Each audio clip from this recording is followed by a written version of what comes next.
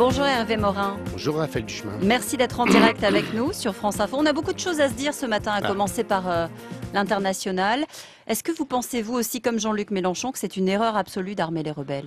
Je l'ai dit dès vendredi dernier, je pense qu'ajouter la guerre à la guerre, ça ne mènera à rien. Et d'ailleurs, Laurent Fabius disait la même chose en août 2012 chez vos confrères d'Europe 1. Ça signifie qu'il a changé d'avis entre-temps. Probablement. Je ne vois pas en quoi cela ferait fléchir un tant soit peu le régime de Bachir el-Assad ou d'infléchir la position russe ou chinoise. Je pense qu'il faut continuer le dialogue politique.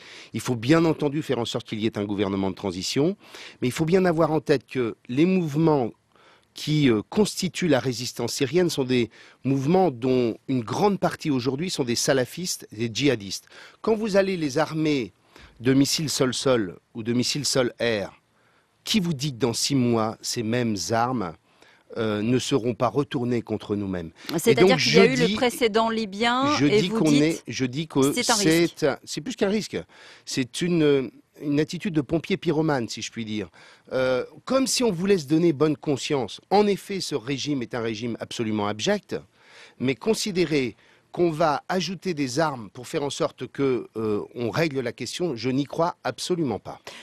Et alors, j'ajoute que lorsque j'entends un certain nombre de membres du gouvernement expliquer qu'il y aurait une traçabilité des armes, ça c'est de la foutaise absolue. Le missile Milan, parce que le missile Milan que vous allez leur donner, lorsque dans 6 mois il sera dans les mains d'un réseau terroriste quelconque, ça sera toujours un missile Milan et vous ne saurez pas où il est.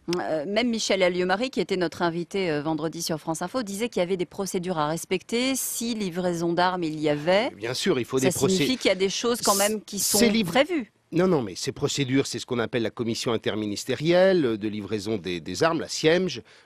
Normalement, on ne livre des armes qu'à des États, on ne livre pas des armes à des organisations qui ne sont pas reconnues par l'ONU.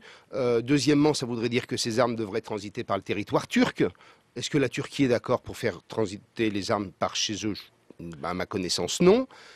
Donc, ce n'est pas une petite affaire. Et j'ajoute qu'entre la Syrie et la Libye, il y a une autre différence. C'est que la Syrie est au cœur d'une poudrière. La Syrie, c'est entre le Liban, l'Irak, Israël. Donc, la déstabilisation, le risque de contagion sur la région est fort. Et qu'est-ce qu'on fait de Damas qui reçoit des armes de la Russie, par exemple? Là, il n'y a plus de question d'embargo, il y a des armes qui sont livrées. Moi, j'ai entendu aussi des Russes expliquer que en effet, on n'était pas forcément totalement hostile à une transition politique. Continuons ce débat-là, continuons cette discussion-là. Même s'il y a des morts. Ben oui, mais j'ai bien entendu que c'est terrible. Mais est-ce que vous croyez qu'à des morts, il faut ajouter des morts supplémentaires par des armes ? Alors, parlons peut-être un peu du Mali, puisque là aussi, les Français sont engagés. Vous avez été ministre de la Défense. Est-ce que vous comprenez aujourd'hui l'engagement au Mali? On a entendu hier soir Jean-François Copé dire que lui le comprenait et qu'il partageait la position de François Hollande. J'ai défendu depuis le début cette intervention, donc je n'ai pas changé d'avis. Ce que je continue à dire, c'est qu'on se moque des Français quand on leur explique qu'on est là pour quelque temps. Parce qu'il y a... Le retrait annoncé pour avril, vous n'y croyez pas? Il y aura un retrait, quelques centaines de militaires probablement, pour démontrer qu'on est conforme à ce qu'on a dit il y a 2 mois. Mais qui va nous remplacer? Personne. Qui a besoin, même si on a des forces africaines, qui pourra assister ces forces africaines en termes de logistique, en termes de commandement, en termes de transmission, en termes d'équipement, en termes de formation? C'est l'armée française. Je vais vous donner un précédent. Tchad. Nous y sommes allés en 1984, nous y sommes encore. Nous y serons pour des années parce qu'il n'y a aucun pays africain capable de constituer une force crédible pouvant lutter contre les réseaux terroristes qui sont autour du Mali. J'ajoute que la vraie question pour nous... C'est la question politique. C'est la question politique. Du dialogue avec les Touaregs, et deuxièmement, de l'organisation d'un État malien capable d'assurer par lui-même sa sécurité et sa souveraineté. Alors, puisque nous parlons de défense, vous savez que demain, François Hollande doit présider un Conseil national de défense. On parle beaucoup du fameux livre blanc sur l'armée qui doit tracer les grandes perspectives et aussi les coupes, puisque tout le monde est soumis à l'effort budgétaire. Faire des économies aujourd'hui dans la défense, alors qu'on est déployé au Mali, qu'il y a des interventions importantes, des opérations extérieures, c'est possible ou pas? Vous voyez, je suis dans l'opposition, mais je vais vous dire les choses franchement. Le format d'armée tel qu'on l'avait imaginé en 2008 n'est plus atteignable financièrement. La France n'est plus, malheureusement, c'est pour moi un drame. Penser qu'un pays comme la France ne va plus être capable d'assurer un outil de défense comme nous l'avons assuré depuis plus de 50 ans, c'est une question profonde. Ça signifie que parce dans qu'il l'avenir, on sera plus capable de se déployer. Il va manquer 30 milliards d'euros à peu près pour financer le format des armées tel que nous l'avions imaginé au moment du livre blanc de 2008. Et donc le gouvernement socialiste et François Hollande vont être obligés de procéder à un certain nombre de réductions. Contrairement à ce qu'on raconte, ça va être d'une violence terrible, surtout que cela vient après une restructuration que j'avais menée. Et donc, il faut s'attendre à ce moment de vérité qui correspond à un pays qui s'est endetté tellement depuis 30 ans qu'il n'est même plus capable d'assurer les missions essentielles de l'État. Qu'est-ce qu'il faut faire?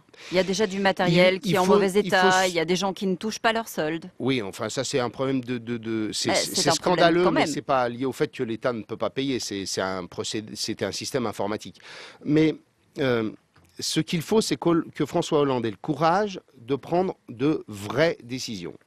Le pire serait d'essayer de jouer la montre jusqu'en 2017.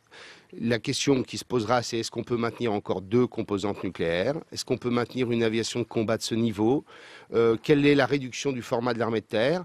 En ayant en tête, selon moi, que nous devons être en mesure de maintenir une force de projection capable d'intervenir au Mali ou dans des régions dans lesquelles nous sommes appelés à organiser le maintien de la paix. Hervé Morin, l'UMP va déposer mercredi une motion de censure. Qu'est-ce que vous allez faire? Vous allez la voter ou pas? J'aurais envie de dire au gouvernement socialiste, si vous étiez capable de changer de politique, nous serions prêts à ne pas voter cette motion de censure. Avec des si, on fait beaucoup de choses. Oui, en clair, si vraiment on avait une politique de réduction de la dette qui ne porte pas uniquement par l'impôt, mais aussi par la réduction de la dépense publique. Si nous avions une politique qui vraiment faisait large place à l'investissement, à l'entrepreneuriat, à la création de richesses, pourquoi pas? Si nous avions un projet pour l'école qui soit autre chose que les balivernes qu'on nous raconte tous les matins sur la réduction des rythmes scolaires, je serais en mesure de pouvoir dire je ne vais pas m'associer à une motion de censure de l'UMP. Mais honnêtement, je crains que ça n'en prenne pas le chemin. En l'état, donc, vous serez aux côtés de l'UMP oui, pour en voter clair, cette motion? Ce qui se passe à travers cette législative partielle où le PS est éliminé du second tour, c'est tout simplement une chose.